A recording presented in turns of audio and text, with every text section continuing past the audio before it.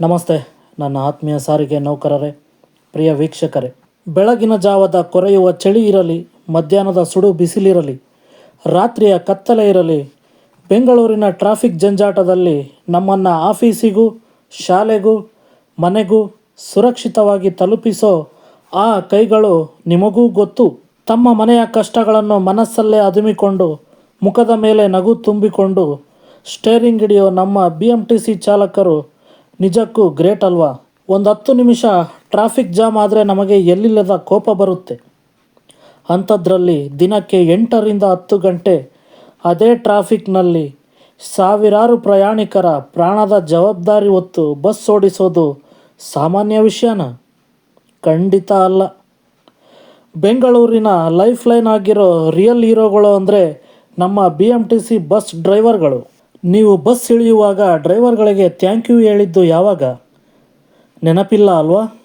ಆದರೆ ಇನ್ಮುಂದೆ ನೀವು ಅವರಿಗೆ ಥ್ಯಾಂಕ್ಸ್ ಹೇಳಲೇಬೇಕು. ಯಾಕಂದರೆ BMTC ಇತಿಹಾಸದಲ್ಲೇ ಮೊದಲ ಬಾರಿಗೆ ಒಂದು ಹೊಸ ಸಂಪ್ರದಾಯಕ್ಕೆ ಮುನ್ನುಡಿ ಬರೆದಿದೆ. ಜನವರಿ 24 ಈ ದಿನಾಂಕವನ್ನು ಇನ್ಮುಂದೆ ಯಾರೂ ಮರೆಯೋ ಹಾಗಿಲ್ಲ. ಯಾಕೆ ಅನ್ನೋ ಕುತೂಹಲನ? ಹಾಗಾದರೆ ಈ ಸುತ್ತೋಲೆಯನ್ನೊಮ್ಮೆ ನೋಡಿ. ಸ್ನೇಹಿತರೆ, BMTC ಕೇಂದ್ರ ಕಚೇರಿಯಿಂದ ದಿನಾಂಕ 21/1/2026 ಒಂದು ಮಹತ್ವದ ಸುತ್ತೋಲೆ ಹೊರಬಿದ್ದಿದೆ. ಇದರ ಪ್ರಕಾರ ಇನ್ಮುಂದೆ ಪ್ರತಿ ವರ್ಷ ಜನವರಿ 24ನೇ ತಾರೀಖನ್ನು ಚಾಲಕರ ದಿನ ಎಂದು ಆಚರಿಸಲು ಅಧಿಕೃತವಾಗಿ ಆದೇಶ ಹೊರಡಿಸಲಾಗಿದೆ. ಯಾಕೆ ಗೊತ್ತಾ? ಚಾಲಕರು ತಮ್ಮ ಕೌಟುಂಬಿಕ ಸಮಸ್ಯೆ, ಅನಾರೋಗ್ಯ ಮತ್ತು ಮಾನಸಿಕ ಒತ್ತಡದ ನಡುವೆಯೂ ಪ್ರಯಾಣಿಕರ ಸುರಕ್ಷತೆಯನ್ನು ಕಾಪಾಡುತ್ತಾರೆ. ಅವರ ಆ ದಕ್ಷತೆ ಮತ್ತು ಪ್ರಾಮಾಣಿಕ ಸೇವೆಯನ್ನು ಗುರುತಿಸಿ ಗೌರವಿಸುವುದೇ ಈ ದಿನದ ಉದ್ದೇಶ. ಹಾಗಾದರೆ ಜನವರಿ 24ರಂದು ಏನಾಗುತ್ತೆ? ಸಂಸ್ಥೆ ಏನೆಲ್ಲ ಪ್ಲಾನ್ ಮಾಡಿ ಸುತ್ತೋಲೆ ಹೊರಡಿಸಿದೆ ಎಂಬುದನ್ನು ತಿಳಿಯೋಣ.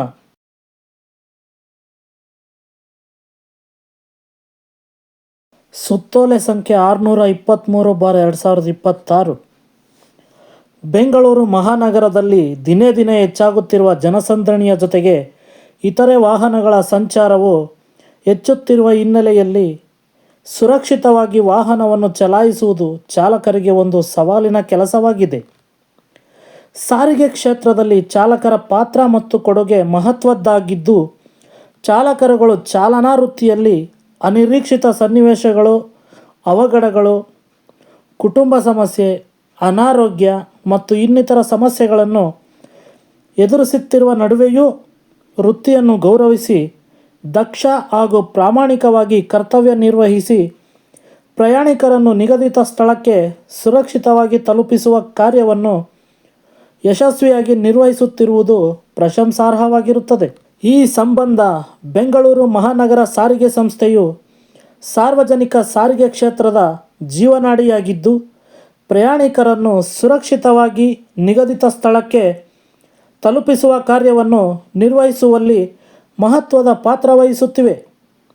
ಈ ಮಹತ್ವದ ಕಾರ್ಯದಲ್ಲಿ ಚಾಲಕರುಗಳೇ ಸಂಸ್ಥೆಯ ಬೆನ್ನೆಲುಬಾಗಿರುತ್ತಾರೆ.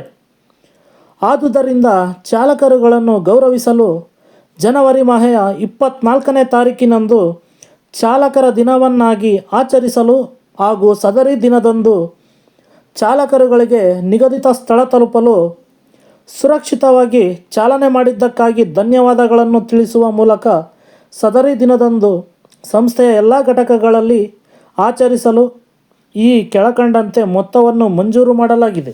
ಕನಿಷ್ಠ 75 ಅನುಸೂಚಿಗಳಿರುವ ಘಟಕಗಳಿಗೆ 5,000 ರುಗಳು, 76ರಿಂದ 100 ಅನುಸೂಚಿಗಳಿರುವ ಘಟಕಗಳಿಗೆ 8,000 ರುಗಳು, 101ರಿಂದ 150 ಅನುಸೂಚಿಗಳಿರುವ ಘಟಕಗಳಿಗೆ 10,000 ರುಗಳು, 151ರಿಂದ 175 ಅನುಸೂಚಿಗಳಿರುವ ಘಟಕಗಳಿಗೆ 13,000 ರುಗಳು, 176ಕ್ಕೂ ಹೆಚ್ಚಿನ ಅನುಸೂಚಿಗಳಿರುವ ಘಟಕಗಳಿಗೆ 15,000 ರುಗಳನ್ನು ಮಂಜೂರು ಮಾಡಲಾಗಿದೆ.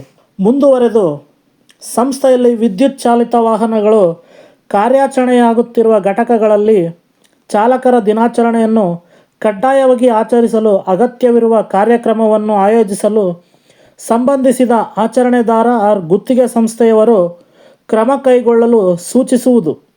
ಹಾಗೂ ಈ ಕೆಳಕಂಡ ಕ್ರಮಗಳನ್ನು ಕೈಗೊಳ್ಳುವ ಮೂಲಕ ಪ್ರತಿ ವರ್ಷ ಜನವರಿ ಮಾಹೆಯ 24ನೇ ತಾರೀಕಿನಂದು ತಮ್ಮ ವಲಯದ ವ್ಯಾಪ್ತಿಗೊಳಪಡುವ ಘಟಕಗಳಲ್ಲಿ ಬಸ್ ನಿಲ್ದಾಣಗಳಲ್ಲಿ ಚಾಲಕರ ದಿನವನ್ನು ಯಶಸ್ವಿಯಾಗಿ ಆಚರಿಸಲು ಅಗತ್ಯ ಕ್ರಮ ಕೈಗೊಳ್ಳಲು ತಿಳಿಸಲಾಗಿದೆ.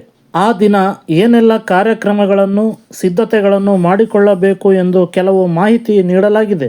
1. ಘಟಕಗಳಲ್ಲಿ ಹಾಗೂ ಪ್ರಮುಖ ಬಸ್ ನಿಲ್ದಾಣಗಳಲ್ಲಿ ಚಾಲಕರ ದಿನದ ಪ್ರಯುಕ್ತ ಸುರಕ್ಷಿತ ಚಾಲನೆ ಮಾಡಿದ್ದಕ್ಕಾಗಿ ಧನ್ಯವಾದಗಳು ಎಂಬ ಫಲಕಗಳನ್ನು ಅಳವಡಿಸುವುದು. 2. ಚಾಲಕರ ದಿನದಂದು ಚಾಲಕರುಗಳಿಗೆ ಹಸ್ತಲಾಘವ ನೀಡಿ ಅಭಿನಂದನೆಗಳನ್ನು ಸಲ್ಲಿಸುವುದು. 3. ಸಂಚಾರ ನಿಯಮ ಪಾಲನೆ, ಅಪಘಾತರಹಿತ, ಅಪರಾಧರಹಿತ ಹಿನ್ನೆಲೆಯುಳ್ಳ ಮತ್ತು ಉತ್ತಮ ಚಾಲನಾ ವೃತ್ತಿ ಕೌಶಲ್ಯವುಳ್ಳ ಚಾಲಕರುಗಳನ್ನು ಗುರುತಿಸಿ ಗೌರವಿಸುವುದು. 4.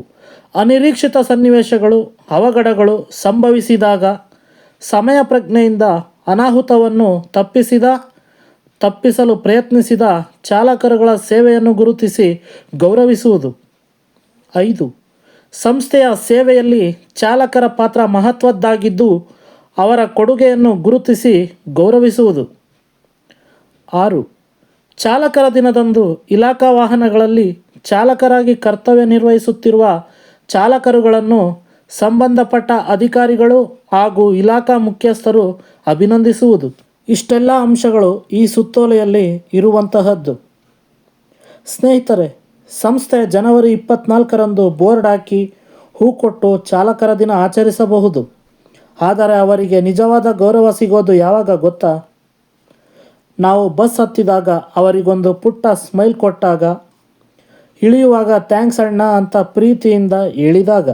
ದಯವಿಟ್ಟು ಈ ಜನವರಿ 24ರಂದು ಮಾತ್ರವಲ್ಲ, ಪ್ರತಿದಿನವೂ ನಮ್ಮ ಸಾರಥಿಗಳಿಗೆ ಗೌರವ ಕೊಡೋಣ.